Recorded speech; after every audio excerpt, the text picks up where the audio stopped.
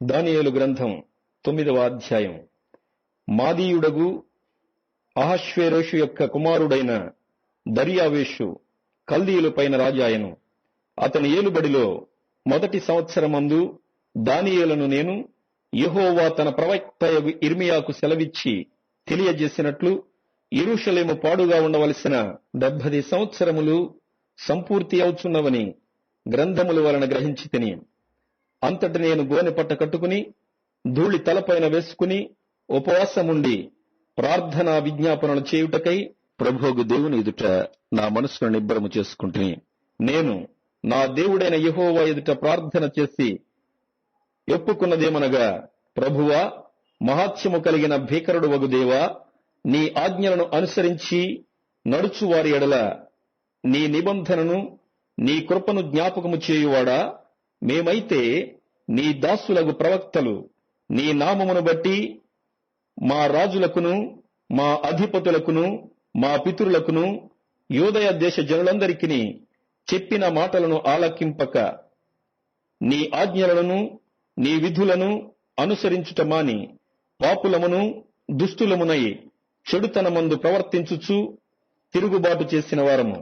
ప్రభువా, నీవే నీతిమంతుడవు, మేమైతే సిగ్గుచేత ముఖ వికారముందిన వారము. మేము నీ మీద తిరుగుబాటు చేసితిమి, దానిని బట్టి నీవు సకల దేశములకు మమ్మును తరిమితివి. యెరూషలేములోను యూదయ దేశములోను నివసించుచు స్వదేశవాసులుగా ఉన్నట్టియు పరదేశవాసులుగా ఉన్నట్టియు ఇశ్రాయేలీలందరికీ మాకును ఈ దినమున సిగ్గే తగియున్నది. ప్రభువా, నీకు విరోధముగా పాపము చేసినందున మాకును మా రాజులకును మా అధిపతులకును మా పితరులకును ముఖము చిన్నబోవునట్టుగా సిగ్గే తగియున్నది. మేము మా దేవుడైన యెహోవాకు విరోధముగా తిరుగుబాటు చేసితిమి. అయితే ఆయన కృపా క్షమాపణలు గల దేవుడై ఉన్నాడు. ఆయన తన దాసులకు ప్రవక్తల ద్వారా మాకు ఆజ్ఞలు ఇచ్చి వాటిని అనుసరించి నడుచుకునవలని సెలవిచ్చెను. గాని మేము మా దేవుడైన యెహోవా మాట వినకపోతిమి. ఇశ్రాయేలీయులందరూ నీ ధర్మశాస్త్రమును అతిక్రమించి నీ మాట వినక తిరుగుబాటు చేసిరి. మేము పాపము చేసితిమి గనుక నేను శపించదనని నీవు నీ దాసుడగు మోషే ధర్మశాస్త్రమందు ప్రమాణము చేసి ఉన్నట్లు ఆ శాపమును మా మీద కుమ్మరించితివి. యెరూషలేములో జరిగిన కీడు మరి ఏ దేశములోనూ జరగలేదు. ఆయన మా మీదికిని మాకు ఏలికలుగా ఉండు మా న్యాయాధిపతుల మీదికిని ఇంత గొప్ప కీడు రప్పించి తాను చెప్పిన మాటలు నెరవేర్చెను. మోషే ధర్మశాస్త్రమందు వ్రాసిన కీడంతయు మాకు సంభవించినను మేము మా చెడు నడవడి మానకపోతిమి. నీ సత్యమును అనుసరించి బుద్ధి తెచ్చుకున్నట్లు మా దేవుడైన యెహోవాను సమాధానపరచుకొనకపోతిమి. మేము మా దేవుడైన యెహోవా మాట వినలేదు గనుక ఆయన తన సమస్త కార్యముల విషయమై న్యాయస్థుడయుండి సమయము కనిపెట్టి ఈ కీడు మా మీదికి రాజేసెను. ప్రభువా, మా దేవా, నీవు నీ బాహుబలము వలన నీ జనమును ఐగుప్తులో నుండి రప్పించుట వలన ఇప్పటి వరకు నీ నామమునకు ఘనత తెచ్చుకుంటివి. మేమైతే పాపము చేసి చెడు నడతలు నడిచిన వారము. ప్రభువా, మా పాపములను బట్టియు మా పితరుల దోషమును బట్టియు యెరూషలేము నీ జనుల చుట్టూనున్న సకల ప్రజల ఎదుట నిందాస్పదమైనది.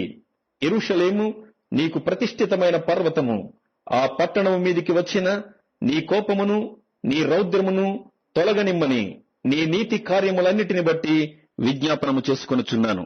ఇప్పుడైతే మా దేవా, దీనిని బట్టి నీ దాసుడు చేయు ప్రార్థనలను విజ్ఞాపనలను ఆలకించి ప్రభువు చిత్తానుసారముగా శిథిలమైపోయిన నీ పరిశుద్ధ స్థలము మీదికి నీ ముఖ ప్రకాశము రానిమ్ము.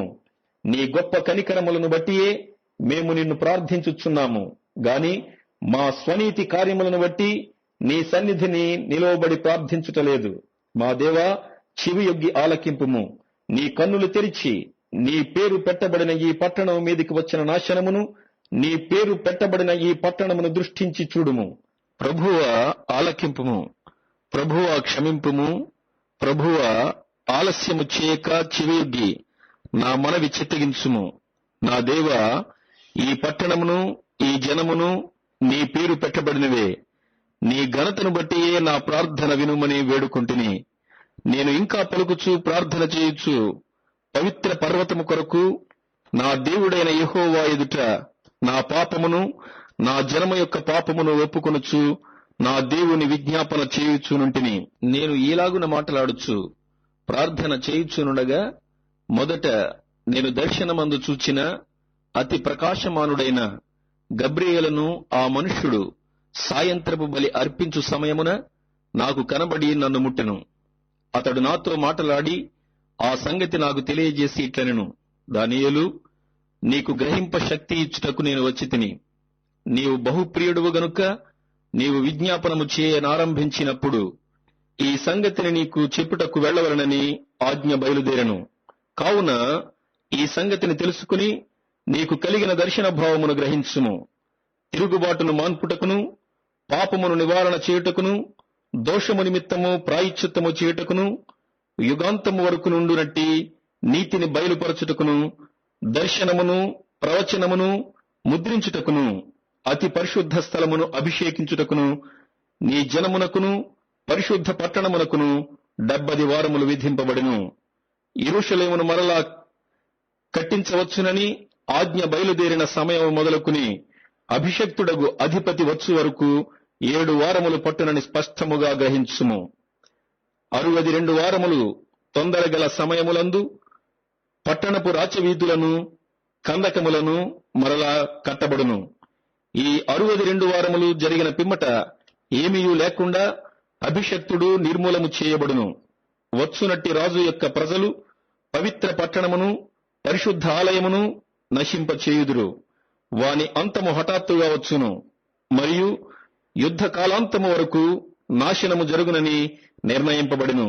అతడు 1 వారము వరకు అనేకులకు నిబంధనను స్థిరపరచును. అర్ధవారమునకు బలిని నైవేద్యమును నిలిపివేయను. హేయమైనది నిలుచు వరకు నాశనము చేయువాడు వచ్చును. నాశనము చేయువానికి రావాలనని నిర్ణయించిన నాశనము ముగించు వరకు ఇలాగున జరుగును.